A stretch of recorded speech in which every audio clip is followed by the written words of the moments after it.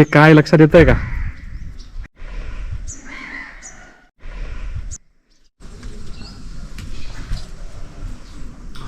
शपथ. आणि याच पाण्यातून वर्धा नदी प्रकट झाली. आपण आलोय वरदमुला. नावाप्रमाणेच हे वर्धा नदीचे उगमस्थान आहे, जी तुंगभद्रा नदीची उपनदी आहे. इथे एक विशाल पुष्करणी. वर्धा नदीचा शब्दशः अर्थ आहे वरदान देणारी नदी. आणि हे तंतोतंत खरे आहे, कारण ही नदी उत्तर कर्नाटक भागातील असंख्य गावांसाठी जीवनरेखा आहे. वरदमुला हे अवर्णनीय नैसर्गिक सौंदर्याच्या मधोमध वसलेले एक महत्त्वाचे तीर्थस्थळ आहे. या ठिकाणाला तीर्थग्राम असेही म्हणतात, म्हणजे पवित्र पाण्याचे गाव. नागदेवता. ते स्वस्तिक नदी किती मस्त आहे.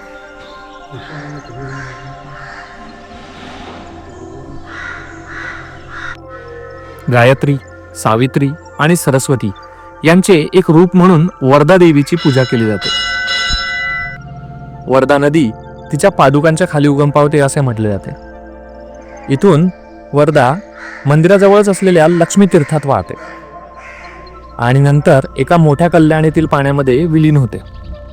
ही कल्याणी 24 तीर्थांचे उगमस्थान असल्याचे म्हटले जाते, म्हणूनच तिला सर्वतीर्थ असेही म्हणतात. वर्धांबा देवीचे मंदिर केळदीच्या नायकांनी बांधले.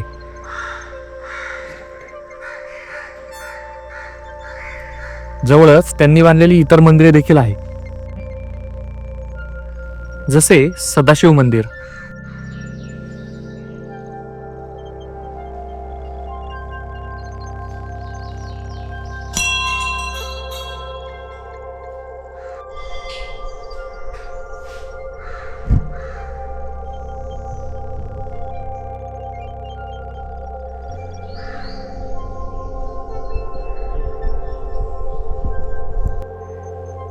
हे आहेत सूर्यनारायण.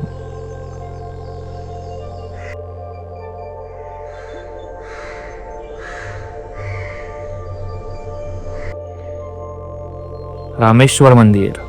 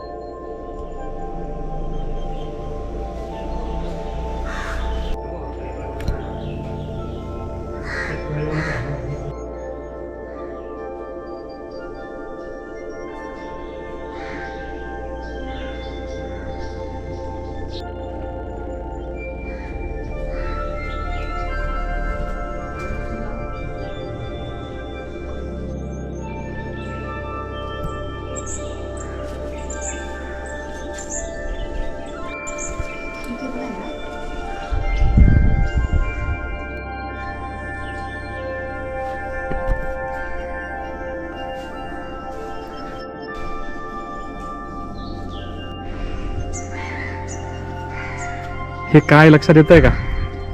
हे आहे अभिषेकाचं पाणी मंदिरातून बाहेर पडण्याचं जागा. म्हणजे ही जागा ती नव्हे, पण हे कुठल्या तरी मंदिराचं यांनी काढलेलं असेल किंवा ते निघालेलं असेल ते इथे ठेवलं आहे. इथपर्यंत कदाचित भिंत असते आणि हे भिंतीच्या बाहेर असतं, मंदिराच्या बाहेर असतं. इथून पाणी येतं आणि हा भाग गर्भगृहात असतो, जिथे देवाला अभिषेक केला जातो आणि मग ते पाणी बाहेर पडतं.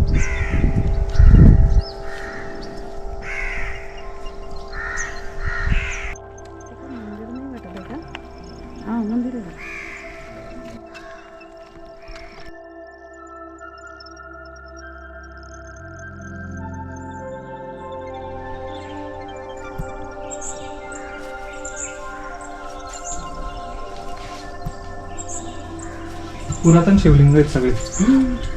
अरे बा, किती मोठं आहे.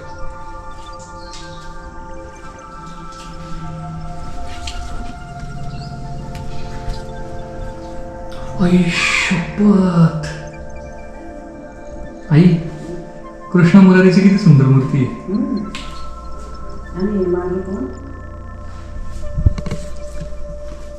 ए मागे गरुडा असं वाटतंय. गरुडा.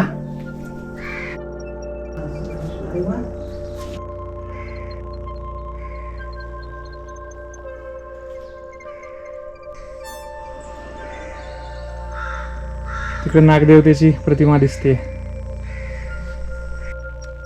हिंदू धर्मग्रंथानुसार जेव्हा भगवान शिव यांनी रौद्ररूप धारण केले तेव्हा संपूर्ण विश्व अकल्पनीय अग्निमय तेजाने व्यापले गेले.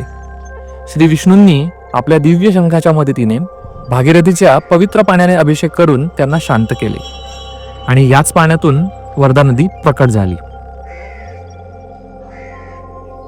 इथे काही नंदी आणि बिरगळ सुद्धा आहेत.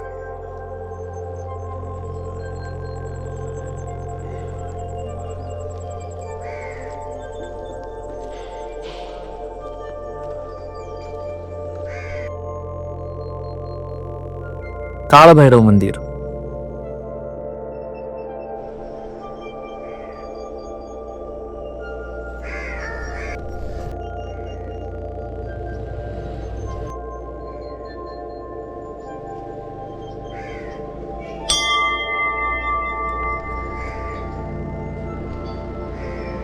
गणपती बाप्पा मोरया. हे होतं वरदमुळा.